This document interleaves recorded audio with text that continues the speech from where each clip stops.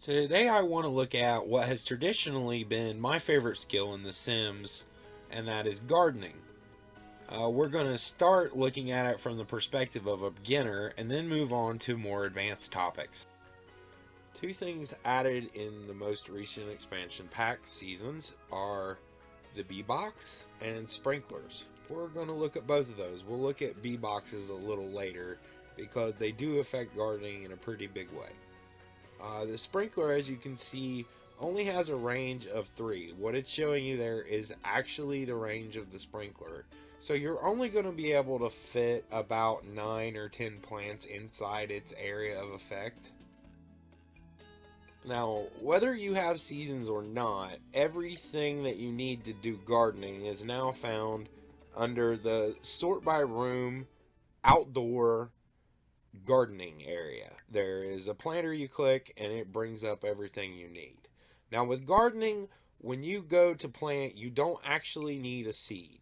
You are going to plant the produce itself. So if you ever start wondering where seeds are, there are none. The plant itself is a seed. This produce is what you get when you purchase seeds in buy mode. You open the packets and a bunch of produce appears in your inventory. Drag it from the inventory to the ground and make nice little rows with a little space in between to give your sim room to plant it, because if you put them directly next to each other, they will be spread out because they kind of take up more room than it appears. With the seasons pack, plants only grow in certain seasons. They're dormant the rest of the year. So I am laying these out regardless of the season, so some of them will not even grow, but I wanted to show a variety of plants and just make kind of a big garden. I use sprinklers because they're a part of the pack and I wanted to show what they do, but I don't feel they're worth it at all for a new household. For one thing, they're $350 a piece, but also they rob you of skill experience early on. You're missing out on watering, look, 12 plants tops, and your sim can actually water plants even faster now.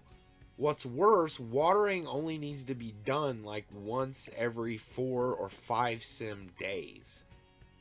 Really, you may only need to water something like 1 time a season, depending on the setting.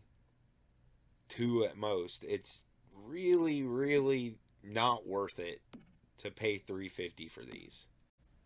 But now that all of that is out of the way, let's speed this process up and get all of these in the ground.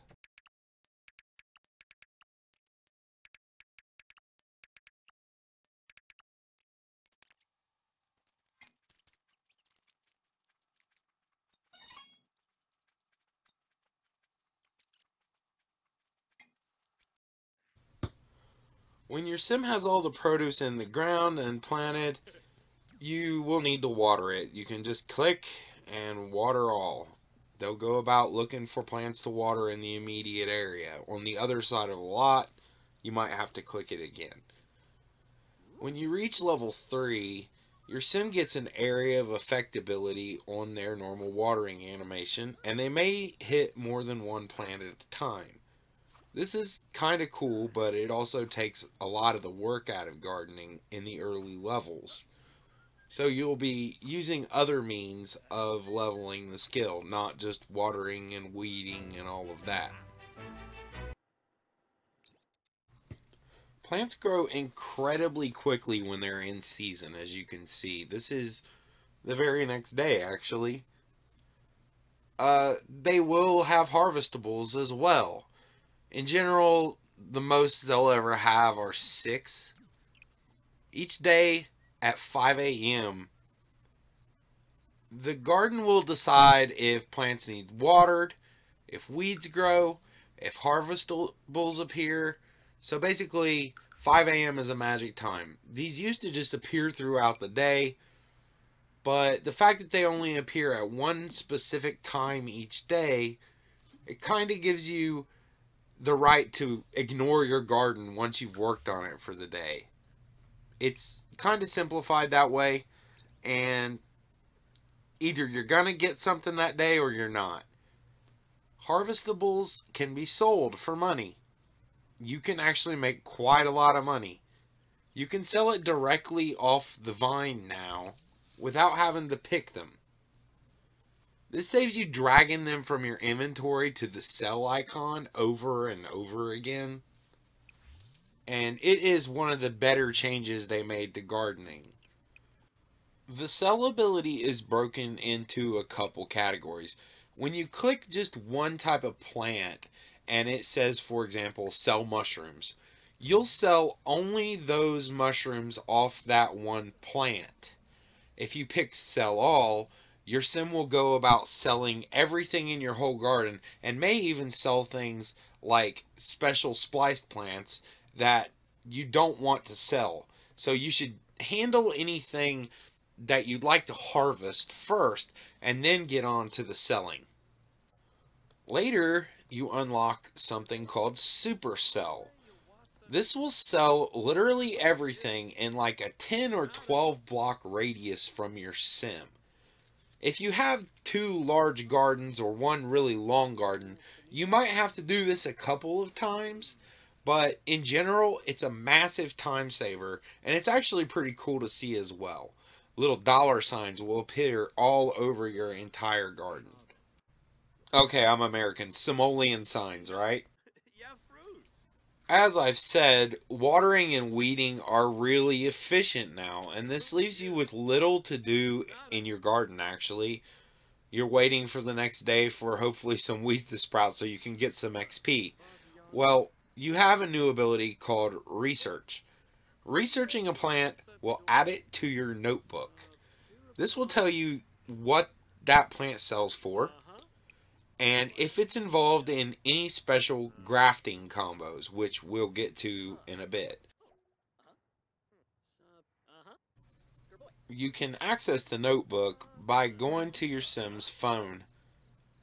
Just click the phone, and at the very top, next to the volume buttons, there, you will find the notebook. Click a plant, learn about it, what seasons it grows in, how much it's worth, and if it is involved in any grafting combos. Grafting is something that you unlock midway through the process of leveling up gardening. By default, plants are normal quality. They can go up 4 times and become perfect. Perfect plants are worth more. In order to evolve your plants, you need to provide them with some form of fertilizer. Well, I did some testing, and although you can use a little fish like a tetra that's only like a zero point 0.2 kilograms, it's generally a waste of your time, especially with a large garden. You can fertilize with all kinds of things, like your own peas and mushrooms, or the tiny little fish you catch. They're just not worth you clicking. They barely move the bar. However, you do move the bar quite a lot with a larger fish like a tuna. In general, by using something like peas, you block yourself from being able to use the fertilize command. So it's better to wait until you actually have some proper fertilizer, unless you know it'll be a long time before you can do it. Which brings us to the next topic. Although you can use something like peas to fertilize and waste a lot of time clicking, I mean, look how many plants I have if I wanted to make those all perfect, right? Well, with seasons, a new item is included. The bee box. And what it does through some testing is it actually causes the bees to pollinate the flowers within 5 squares. I'll show the range a little better later. But if you have a bee box in the center of a large garden, it's far more efficient to use that to pollinate your lower priority plants and use your good fertilizer on things like dragon fruit or a money tree. It is worth noting that Although the bee pollination effect counts as fertilizer, it's not exclusive. So the bees can stack with your good fertilizer. I would say it is the way to get plants to perfect quickly. I think you do have to interact with the bee box to keep its fertilizer effect going. You can actually harvest a swarm from the bee box and take it to another area that doesn't have a bee box and release the swarm to pollinate those plants in that area. The swarm only lasts a while. You can only hold it in your inventory so long, but the pollinate effect sticks around. We've gone over quite a lot of topics thus far, but I haven't got to show footage of a couple of things that I would like to point out. For one, there are the insects swarming my plants. I have about 2 days before those plants will be dead. So you have to take care of your garden. You can't neglect it for an extended period or things will start to die, assuming you get unlucky and they get infested. Weeds are much more obvious, but insects are definitely missable from a distance. So you need to do a visual inspection each day.